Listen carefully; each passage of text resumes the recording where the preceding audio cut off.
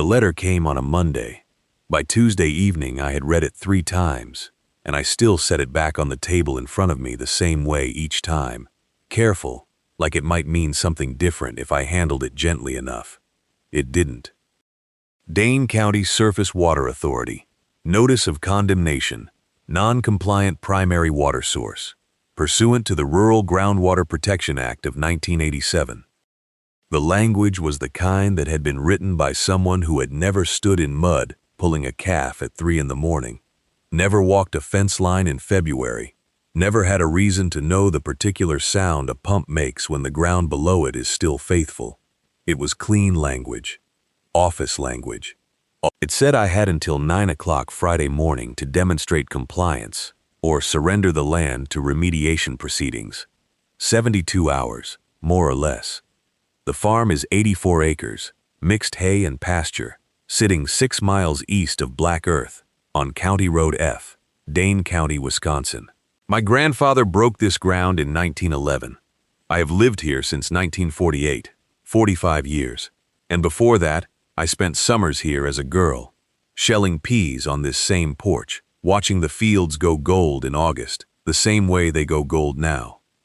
The well the letter was concerned about is the one my grandfather dug by hand the summer he filed his homestead claim. It's deep and cold and has never once run dry, not in the drought of 1936, not in the dry spell of 1976 when the neighbors' pastures went to dust. But it is old. The casing is original tile, and under the 1987 Act, original tile doesn't satisfy the county's new definitions of what a well is supposed to be. What they wanted was a drilled steel casing and a submersible electric pump and a compliance certificate from a licensed contractor, and what that cost was more than I had. I set the letter down a 4th time and looked out the kitchen window. The windmill stands at the northwest corner of the property, 33 feet tall on its steel tower, a 1908 air motor. You can see it from the kitchen if you know where to look, just past the near pasture fence, against the sky. In daylight, it's a familiar shape, like the barn or the woodpile or the old cottonwood by the drive. In the last gray light of a November evening, it's just a dark line, still as a nail driven into the horizon. It hasn't moved in 31 years. That windmill stands over a second well, a good well, a deep well, one my grandfather chose the site for himself. If that mill ran again, if the pump drew clean water the way it was built to, the county would have nothing to condemn. I would be in compliance before the ink dried on their paperwork. I knew that. I had known it, in the back of my mind, since the moment I read the first line of their letter. What I hadn't let myself think about yet was why it stopped. The windmill was my grandfather's idea. He came to Dane County in the spring of 1911 with $40, a team of 2 horses, and a surveyor's map of the parcel he'd filed on, under the Homestead Act, 84 acres of mixed ground, 6 miles east of Black Earth, on County Road F. Emery Clays. He signed the deed that August and broke the first furrow before the ink was dry. I never knew him as a young man. By the time I was old enough to sit beside him at the kitchen table, he was already bent and slow, with hands like knotted roots. But he told me about that first summer, the way old men tell the stories that cost them something, quietly, with long pauses, as if he were reading from a page that faded as he spoke. He said the ground was good. He said the water was better.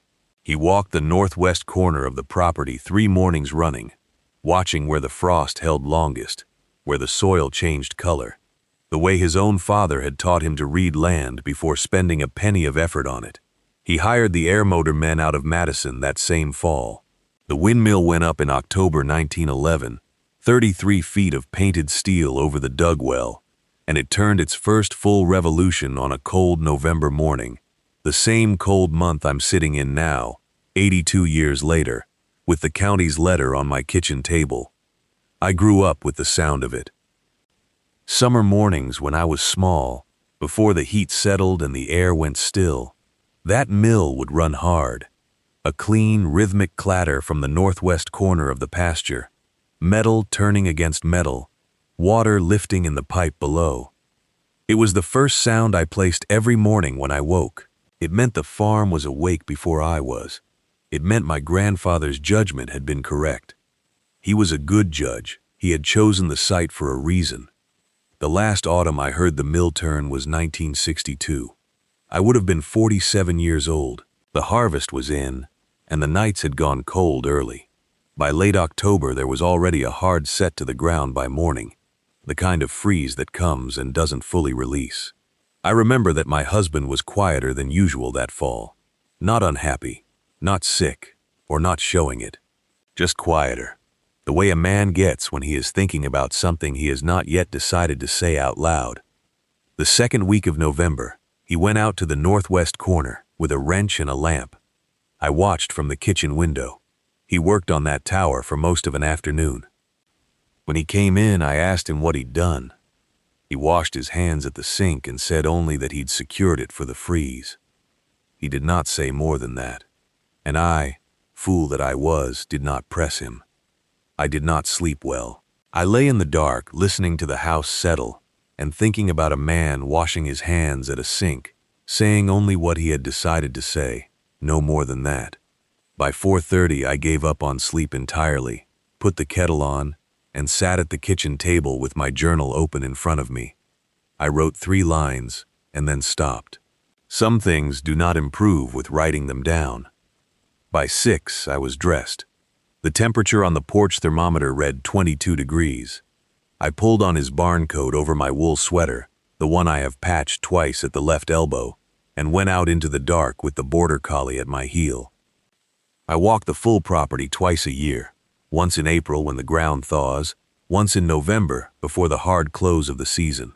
I had not done it yet this month. That morning I did it the way I should have done it 2 weeks prior, which is to say slowly and with attention. I started at the south fence line, where the hay ground runs flat for 30 acres before it rises toward the woodlot. The grass was iron stiff with frost, each stem rimmed in white, the whole field holding a gray light that was not yet sunrise. The ewes were in the lower barn, 11 of them, a Romney cross I've kept since 1981, and I counted them through the slat opening without going in. All 11 present. The 2 goats, Clara and the one I've always called simply the brown one, because she refused to answer to anything I gave her, were in the near stall, already making their opinions known about the hour. I forked them their hay and moved on. The mare was in the run-in shed at the east end of the pasture. She is 31 years old and has no business being alive, and knows it and does not care. I stood with her for a moment, with my hand on her neck, feeling her warmth, which is considerable. Then I walked north.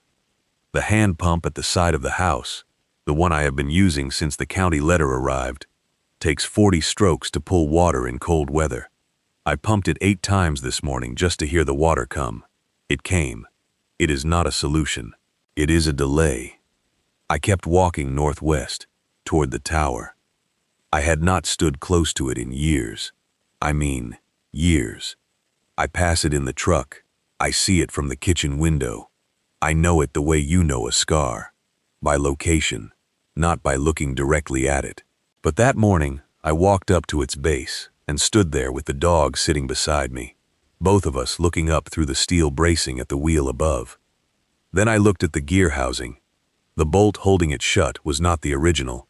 The original hardware on that mill was galvanized, standard air motor fittings, the same as came on every unit they shipped.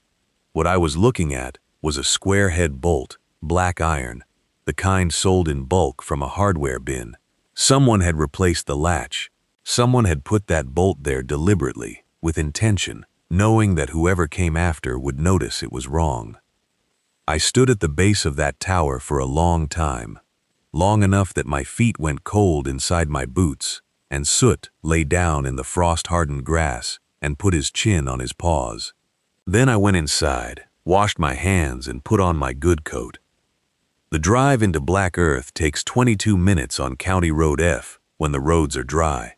That Tuesday morning, with a skim of ice in the low spots, I gave it 28.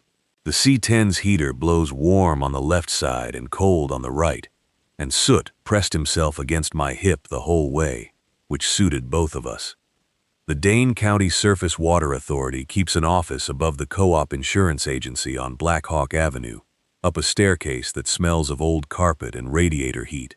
The clerk at the front desk was young, 25, maybe 26, with the carefully patient expression of someone trained to deal with people who are going to be difficult. He saw my age before he saw my face.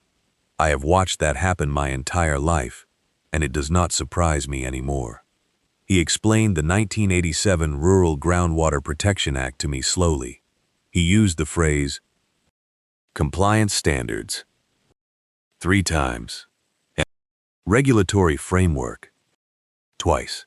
He slid a pamphlet across the desk that had a drawing of a well on the cover, as if I had never seen one. I let him finish. I have learned that interrupting a young man in the middle of his explanation accomplishes nothing. You have to wait until he believes he is done. When he stopped talking, I asked my question. I asked whether the 1987 ordinance carried any provision regarding water rights that had been established and recorded prior to the authority's own founding. Whether those rights, if paid in full and properly filed, retained standing under Wisconsin prior appropriation statute. The pamphlet stayed on the desk between us. He looked at it briefly, then looked at me. He said that was a matter he would need to refer to the legal office. He said it in the careful tone people use when they do not want to say, I don't know, and they also do not want to say, yes. I thanked him. I picked up the pamphlet because it seemed rude not to, and I carried it down the staircase and across the street to where the C-10 was parked. Soot was sitting up on the bench seat, watching for me through the windshield. I got in, set the pamphlet on the dash, and drove home. I did not turn on the radio. There was nothing I needed to hear. I had what I'd gone for, not an answer, but a change of expression on a young man's face. A small one, a flicker. The kind that means the ground is not quite as solid as he thought it was when he came to work that morning. I got home a little after 2 in the afternoon. I fed the chickens, checked the water in the goat pen, and stood at the kitchen window for a moment, watching the northwest corner of the property. The mill was still. The sky behind it was the color of old pewter, flat and low, the kind of sky that does not change all day. I made a pot of coffee and sat down at the table with the 1962 journal. I keep them in order on the shelf above the radio, 42 years of brown leather spines, each one labeled in my own hand on the front cover. The 1962 volume was near the end of the row, and it took me a moment to work it free without pulling the others with it. The cover was stiff. The spine cracked faintly when I opened it, the way a cold joint does in November. I found October 1st. The entries ran short through harvest. 2 sentences, sometimes 3, the kind of writing you do when you are too tired for more than facts. Yield counts, equipment notes, the cow with the swollen hock, the usual small troubles of a farm in fall. Then November came and the entries changed, not dramatically, just he appeared in them more, coming in late from the northwest field, his boots leaving mud on the kitchen floor, sitting at this same table with the radio on low. I had written, on the 9th of November, H out past dark again. I asked him was something wrong with the air motor. He said no, just checking. And then, he looked tired. I had not remembered writing that. The freeze forecast appeared on the 12th. I had written it the way a farmer writes weather, matter-of-factly, the way you note a coming storm without sentiment. Radio says hard freeze by the 14th. Lows near 10 degrees, possibly colder northwest of Dane County. And then, on the evening of the 13th, a single line. He said he would see to the mill, said don't trouble yourself, Dot. I remembered that. I remembered the specific way he said it. Not dismissive, not worried, just settled. The tone of a man who had already decided something. The November 14th entry was 3 words. Mill is stopped. I had not written down why. I had not written down that I asked him. I had not written down anything at all about it, because I hadn't pushed, and I hadn't pushed because I trusted that he had a reason, and because on a farm in November, there are always 12 other things that need your attention before dark. The November 15th entry moved on to the fence line on the south pasture. I sat with the journal open on the table for a long while after that. The coffee went cold. Soot got up from his place by the stove and came to put his head against my knee, and I rested my hand on him without looking down. 31 years of not pushing. I left the journal on the table and put on Harlan's barn coat. The cold outside was the still kind, not the moving kind. The air just sitting there, waiting. 7:30 in the evening.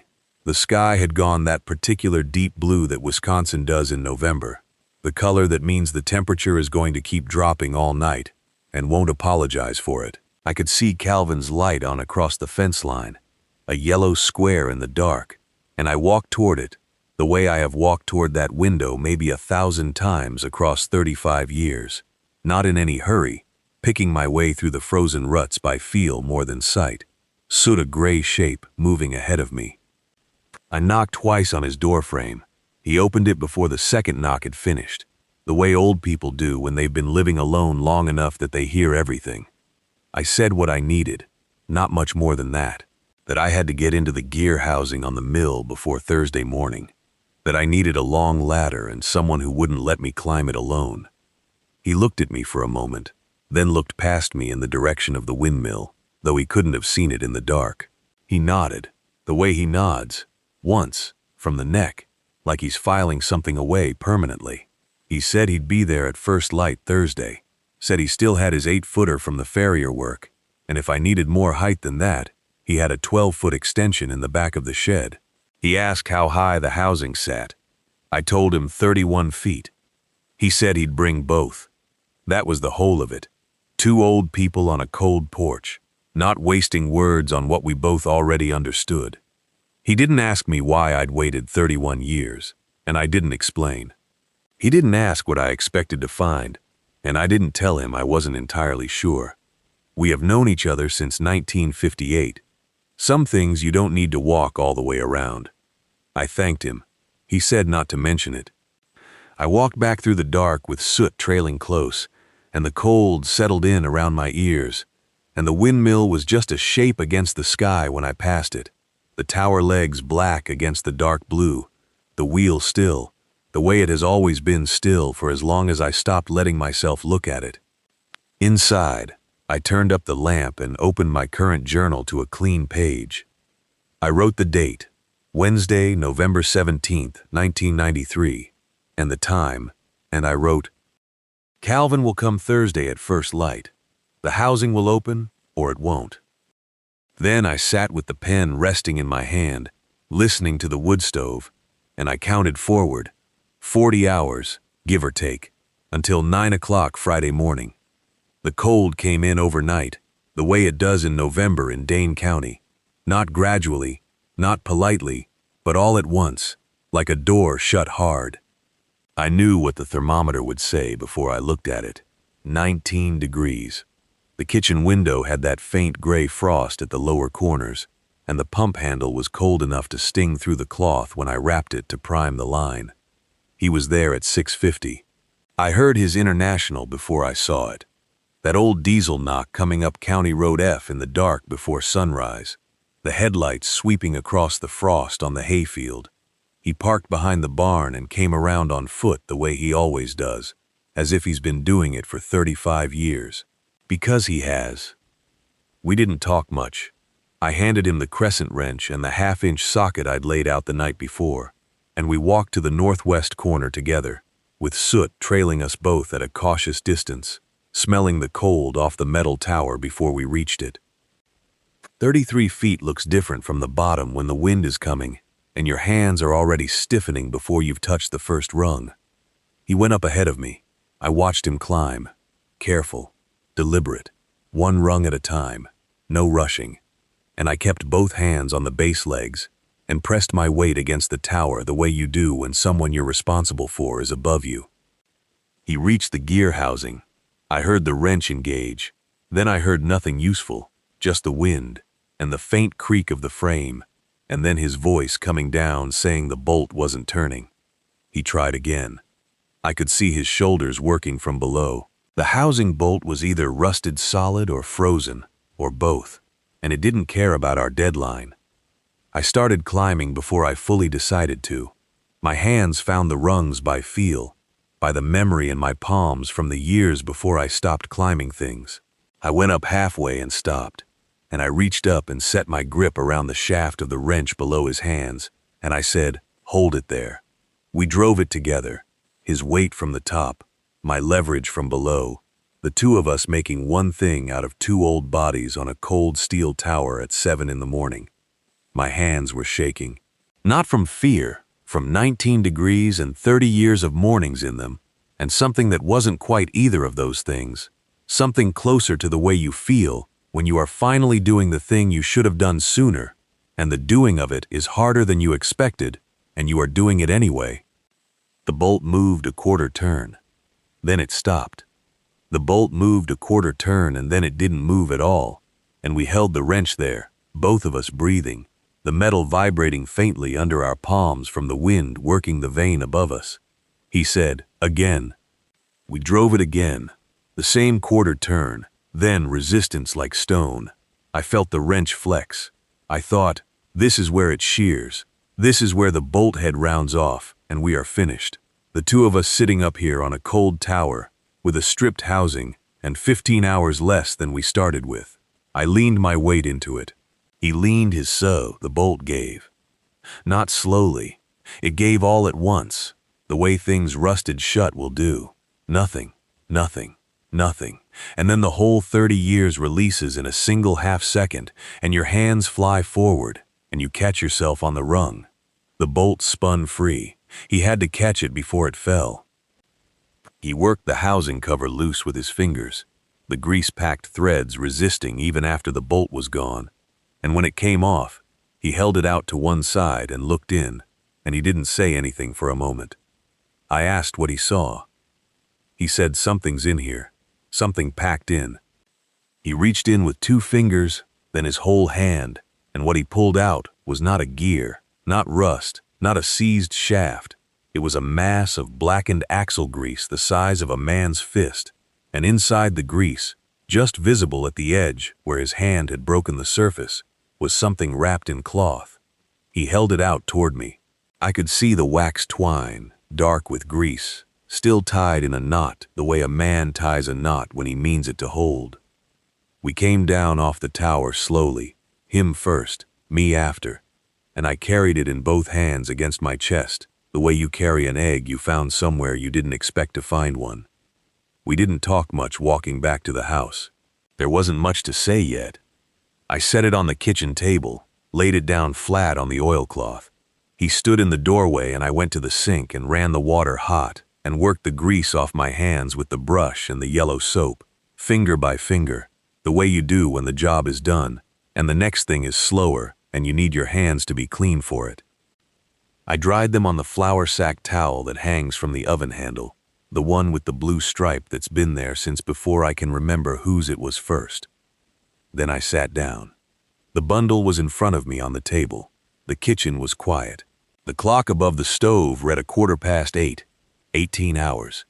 The twine was the first thing, dark with grease, stiff, but the knot was still a knot, the kind tied with 2 hands that knew what they were doing, the kind that doesn't slip no matter how many winters press down on it. I worked at it with my thumbnail until the first loop gave, then the second, and the bundle opened the way something sealed a long time ago opens, reluctantly, then all at once.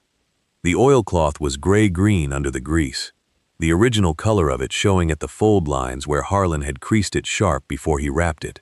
I peeled it back one layer at a time. Calvin had not moved from the doorway. I was aware of him the way you are aware of a lamp, present, casting light, not demanding anything. There were 3 things inside. The first was a folded document, heavy paper gone the color of cream, the edges soft with age but the paper itself intact. The grease and the cloth had done what he meant them to do. I unfolded it and smoothed it against the oilcloth, and I could read it without my glasses because the penmanship was large and deliberate. The hand of a man who had learned to write when writing was a formal act. My grandfather's name was at the top, Emery Clays. Below it, the legal description of 84 acres in Dane County. and a date, 1911. The second was smaller, a certificate, folded once, with a county seal pressed into the lower left corner, and a date typed across the middle in the stiff black letters of an old typewriter. August 3rd, 1911. Water rights, paid in full. The word prior appeared 3 times in the language of it. I read them both carefully. I read them again. The clock above the stove moved, and I didn't hear it. The third thing was an envelope, sealed, my name on the front, in his handwriting. Not the careful block letters he used for forms and checks, but the way he wrote when he was writing to me, the letters leaning forward a little, the tongue. Dus. In my name with the small loop at the bottom, he always made without seeming to know he made it. For Dot, when the time comes, I set it down. I set it down flat on the oilcloth next to the deed and the certificate, and I put my hand over it once, just for a moment, and then I moved my hand away. I sat very still. The wood stove ticked. Soot breathed on the floor by my feet. 18 hours had become 17, and I sat with my hands in my lap and did not open it. Calvin was still on the porch. I hadn't told him to leave and he hadn't decided to, which is the kind of man he has always been. I opened the door and said, "Come in, out of the cold," and he came without asking questions, which I was grateful for.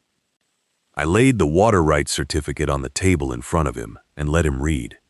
He is not a slow reader, but he read it twice, and when he looked up, his expression was the one he gets when he has checked a measurement twice and knows it is right. He set it down carefully, with both hands, the way you set down something that matters. "Dot," he said. "This predates them by 40 years. "I know," I said. I had already gone to the shelf in the back room, the one with the binders the county extension agent left when he retired in 1979. Agent named Foss. He had organized everything by topic: water, soil, equipment, subsidy, and I had never thrown any of it out, because I never throw anything out that a man took time to write down. The water binder was blue, faded at the spine, and it contained a section on prior appropriation statute that I had never needed until now. The language was plain, not easy, but plain. A water right established before the formation of a county regulatory authority and filed with proof of original deed supersedes subsequent ordinances governing the same source. That was it. That was all it said. I told Calvin what I intended to do. I would be at the county recorder's office when it opened at 9 o'clock Thursday morning. I would present the certificate and the deed together. I would ask for a receipt of filing dated and timed to the minute. I would call the Dane County Surface Water Authority from the recorder's office and give them the filing number before I left the building. I would be home by noon. Calvin nodded. He said he would drive me if I wanted. I told him I had my own truck. He smiled at that and didn't argue, which means he knows me. He left a little after 9. I heard his tractor start up in the dark and move down the road toward his own place. And then there was quiet again. Just the wood stove, just soot exhaling on the floor, just the clock. I sat down at the table. The envelope was still there where I had left it. My name in his handwriting, the letters leaning forward, the small loop in the Sioux. Duh. That he always made without knowing. I picked it up. I turned it over once and then I opened it. The paper was thin, the kind of thin that comes from 31 years inside a sealed space, not from age. It had been protected, kept dry by the grease and the cloth, and so the ink was still dark and the folds were still sharp, exactly where he had pressed them. He had written it on November 14th, 1962. That date at the top, in his careful hand. The same night he had climbed up there in the cold and stopped the mill himself and packed everything away. I had not known. I had stood in this same kitchen that night, and he had come in smelling of axle grease and cold metal, and I had asked him what he'd been doing out so late, and he had said he was putting the mill to bed for the winter. That was all he said. I made him wash his hands before supper. He wrote that he had heard talk in town, at the feed store, at the co-op meeting, that the county was moving toward a water ordinance. Not a law yet, just talk, but the kind of talk that moves in one direction and doesn't come back. He didn't trust that the papers would be safe where they were stored, in the house, in a drawer, the way things always get moved and borrowed and misfiled. He wanted them somewhere no one would think to look. He wanted them somewhere that would still be there when it mattered. He said he meant to get them back in the spring. He wrote that plainly. He had left a note to himself in his own ledger, a line that said, "To retrieve mill bundle, March." I had found that ledger after he died. I had read that line a dozen times over the years and never understood it. I had thought it meant some piece of equipment he had meant to buy. His heart stopped on March 2nd, before the thaw, before the ground let go. The last line of the letter was short. He had written it below his name, as if he'd added it after he thought he was finished. "The mill will turn again when it's needed, Dot. I expect you'll know what to do." I sat with that for a long time. The wood stove ticked, soot shifted on the floor, and put his chin on my boot. I folded the letter back along its original creases. I put it in my apron pocket. At 8:40 Friday morning, I was standing at the county clerk's window with the water rights certificate in a manila envelope, the filing receipt form already slid across the counter toward me, the clerk's pen waiting. The clerk stamped it at 8:47. She didn't look up when she did it, just pressed the stamp down flat, slid the receipt across, and called the next number. I put the receipt in my coat pocket next to Harlan's letter and walked back out into the cold. The call came at 2:30 that afternoon. A man from the Surface Water Authority, his voice careful and a little flat, the way voices sound when they are reading from something. He said the certificate predated the authority's jurisdiction. He said the 1911 rights were valid under prior appropriation statute and that the condemnation notice was being withdrawn. He asked me to confirm my mailing address for the written order. I gave it to him. He said, "Have a good afternoon, ma'am." I said I intended to. Calvin was already at the mill when I came out. He had brought a gear wrench and a can of lubriplate and a rag that had been white once. We cleared the last of the grease packing from the pinion shaft together, him on the platform and me handing things up. His hands were steadier than mine at the height. The bull gear turned by hand once the shaft was clean, slow and heavy, the way something turns that has been still for a long time and remembers the motion but doesn't trust it yet. At 3:15, with a northwest wind coming in thin and level off the fields, I reached up and released the brake. The tail vane swung. The wheel turned. Not fast, just one revolution, slow and grinding, and then another, and then it found the wind and kept it. I heard water moving in the drop pipe before I heard it reach the tank, a low sound like something waking up in a dark room. Calvin stood beside me and didn't say anything. That was the right thing. I want to say this plainly, for whoever is watching. There are buildings on your land or in your family that nobody has opened in 30 or 40 years. There are ledgers on shelves that nobody has read to the end. There are things that were sealed up before a hard winter by someone who intended to come back for them in the spring and didn't make it. They are still there. They are waiting. And if someone has told you that you are past the age when you can manage what is in front of you, if they have been patient with you in that particular way that is not really patience, I would ask them to come back in 31 years and see what's still turning. If this story is yours in some way, I would like to hear it. Tell me in the comments, and if it moved you, pass it along.